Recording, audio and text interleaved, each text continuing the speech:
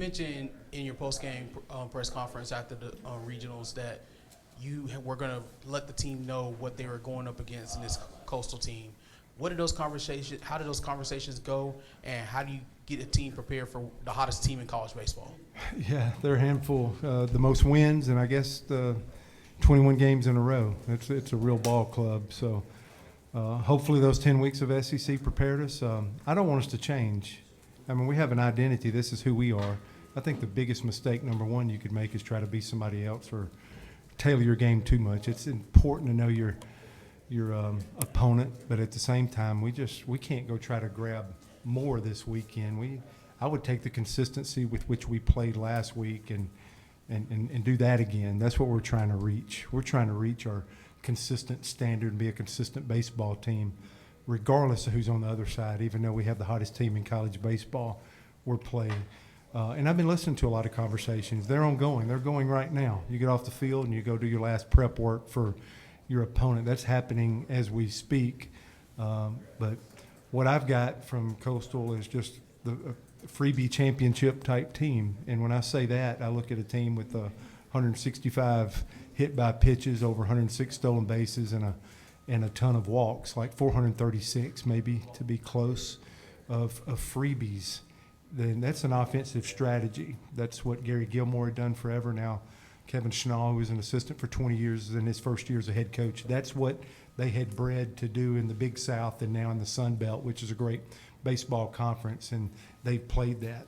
And I guess we were seeing Fluky the first night as their starter, and you look at him and the number two starter, two right-handed starters that basically are at about 180 innings and 18 walks in between those two starters. So you just keep looking around at every aspect, and it is not necessarily like an SEC team where you're trying to get a couple guys on and get the 3-run homer. There's no doubt that they absolutely possess that. They have a double-digit home run guy. But it's the death by 1,000 paper cuts, as I keep hearing is the term that people use today, but it's a freebie war. They are celebrating every time they get a freebie and get on base and do things, and we can be competitive with that. And it matches, hopefully, in our preparation, We probably need to get ahead in the game. That slows some offensive strategy. Our ability to throw that percentage of strikes like we waived all year for our pitching staff, buddy, it'll never be needed more than in a series like this to get ahead and stay ahead and use your head through counts and sequences and things of that nature.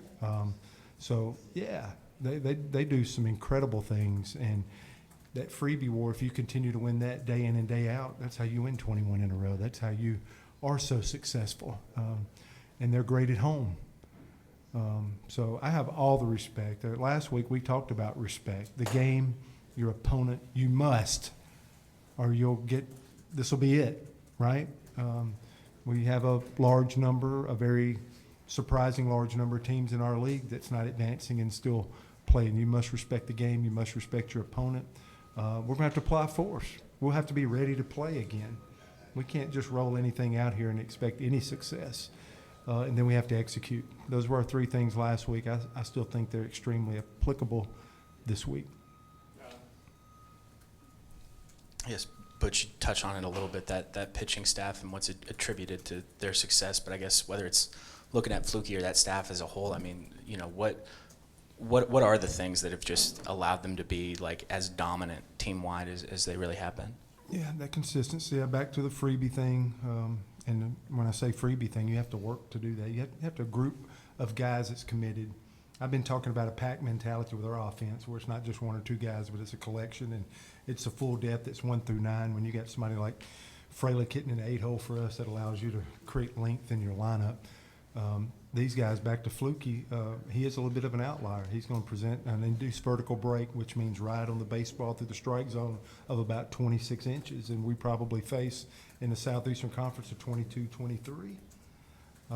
So he's an outlier coming in here in a fastball that he possesses analytically tomorrow that we haven't seen. We don't say that very much. The only way we can duplicate that, since we haven't seen it in our conference, is in the batting cage here, right behind us with the machine. We haven't been able to duplicate that. So control of the strike zone is another piece of your answer there. So we're going to have to get our barrel set. And if it's at 23 inches where you envision that a ball would be on those 23 inches like they usually normally see, they're going to have to be maybe a quarter of a ball or a half a ball above that to get on top of the 26 inches and that 3 or 4 different inches of induced vertical break. So I never answer questions this way. I'm usually much more traditional and old school, but that's a factor for him. And it's not sitting there swinging, getting on top. We have to push it down to get it in the zone. So I think controlling the strike zone and to that ride, what is that going to do to us optically? That's the first thing I'm looking for. So he possesses something.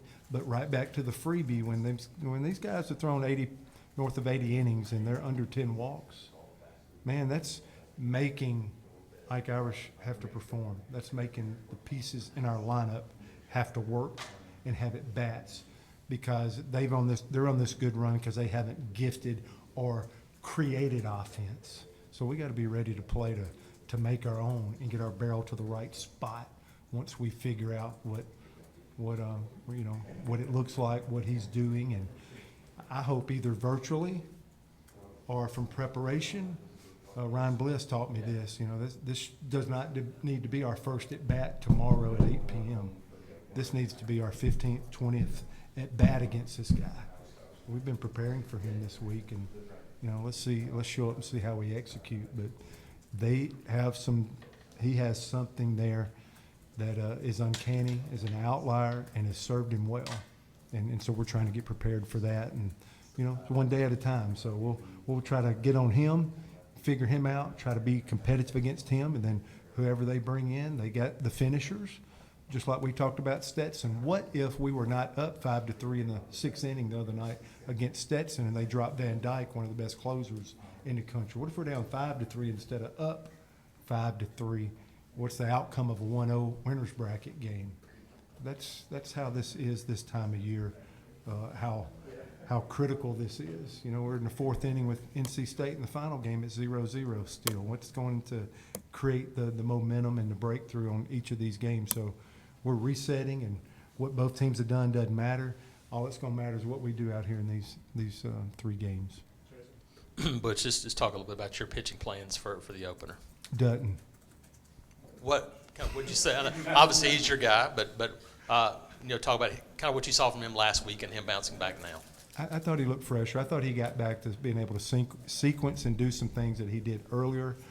I don't think that he had thrown north of 70 innings his first 3 years of college. I'm sure he did in high school and all of that. But I think once he got to that stage and had done incredible work for us, it was almost a consistent 5 or 6 innings every time he rolled out. That I thought for a couple of starts he was not as fresh, and I think it affected his command. And I thought he looked freshened up and looked like himself last week. And so we're hoping that window that was created for him not having to throw from Ole Miss and not in the SEC tournament was enough to allow him to carry. I hope this is not his last start, but hopefully we feel like that break freshened him up enough and looked good last week that could carry him through this start. Hey, Butch, from a game planning and a strategic standpoint, how different is it preparing for a regional to a super regional, and rather it be taxing your bullpen a certain amount or different lineups, or just how different is that from you from a strategic standpoint? Yeah, I think a coach has to prepare to play 5 games in a regional, and we have to play under a 27-man roster. Southeastern Conference, this regular season, we played under the guise of a 30-man roster. And I think if you have to prepare to throw and pitch and play 5 games, that required more pitching. So that 27-man roster probably had 1 or 2 more pitchers on it, players that could be activated. I do think in a 3-game series, like we're way more used to playing, because we played 14 of those, basically in our regular season. I think we could probably add another position player or 2. We're not as healthy positionally right now, so we're challenged. And most teams, if you're still playing, you got a challenge or 2 from a health, and you play as many games as we have at this point. So I think that's the biggest thing for us. As long as you're keeping it to a single game silo and you're trying to win that ball game, it doesn't matter if you're playing 1 or 2, which is all that's guaranteed here, or if you're playing 3 or 5. It's a single game. To me, when you ask the question, I think about who's active, who's not, what's required. And I wish we would keep marching. Nobody cares what I think, but I wish we would march to a 3-game series throughout. The regionals are really unique, thing that's thrown in there. I wish we could figure out in this world where everything's changing right now, if we could get to those formats of just 3-game series and the home team plays every game and add another week or cut out a week or whatever is the answer. I would love to see that because this is what both teams are prepared for. We played 10 conference SEC weekends and won 7 of them, and we always call those 10 weeks. We've already played 10 super regionals. This is just our 11th because our problem would be different if we start acting differently and doing things, and we have some experience with this, you know. So this is our 4th one of these, and one of those finished in game 3 in extra innings and being the last team not to qualify, figuring it out a couple of times. This is hard for a coach and a young player to go, but this is about execution and getting right back to trying to win another 3-game series, and we've been rehearsing that all year.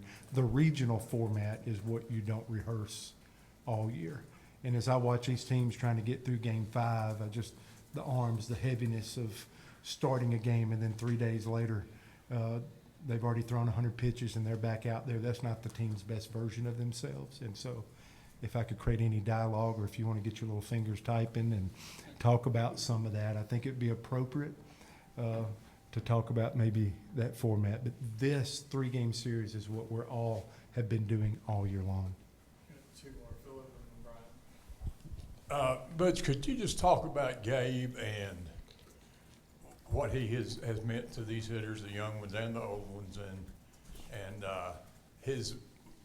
what difference his major league experience makes to these guys? Yeah, Gabe had great experience both here at Auburn, so there's a love of Auburn, and I always appreciate that. Just like I would want anybody that played at any school or was a part of somewhere, that good kind of pride, not the bad kind, the good kind of pride where you're from. So he's always toting that. He's an example for these guys because we're still trying to build men. I know you're asking a hitting question, but he is a great example of what it is to be a husband and a father. And having him on staff, that's like just automatic what I'm getting for our players to see what it's supposed to look like. Hopefully the kind of husband and father they're going to be.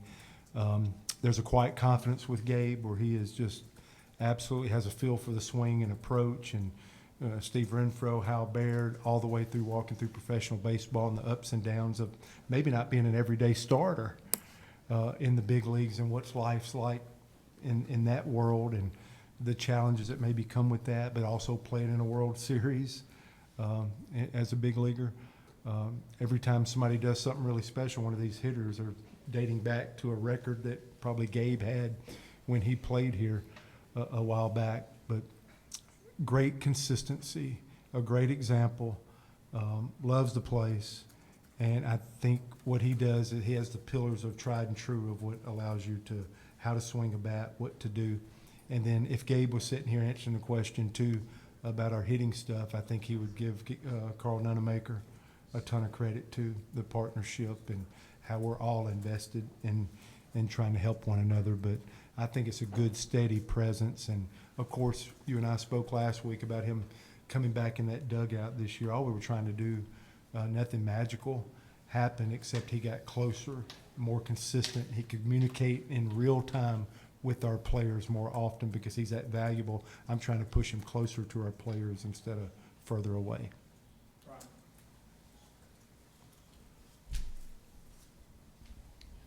Butch, how did Eric Guevara look out there today? And then also Cade Ballou, is he making progress as far as his health and maybe timing out his swing a little bit better? Yeah, I'll start with Cade. I think we just have to manage it. If he can play a game, I think he can. That's what you've seen. Could he play the next day? Last week he could not. He's done everything this week. I would say this week has not been as taxing as last week for a lot of different reasons. But I would think Cade can play him with 2 right-handed starters. You'd think he would. I just don't know if he could duplicate it. So I know he's on there. Eric is, we'll know more in weeks. But could he be Kirk Gibson, you know? He took batting practice today. He ran with Anthony, our trainer, and did some things. Would he get an at bat or something? Could he play defense? I would think the defense would be it would have to keep getting better the next 2 days. Would I put him on there, the 27-man, for him to have an at bat? Probably, because of what I think of him. So There's no doubt that we have some challenges there, but both of those guys would probably on there because of the 2 or 3 questions ago. That 3-game series probably would allow us to be able to do that, and I'd probably want an extra position player with a couple of guys not at 100%. But same thing, no excuses from us. It's just it is what it is, and I'm sure Coastal, if they're standing here doing a press conference with you in a little bit, that he's probably got somebody on his roster that's not at 100% either. So Cade can play. Is he at 100%? He will not be the rest of the year. Eric's way below that mark, but can he still help us in a critical moment or situation? I think I might trust him to do that offensively.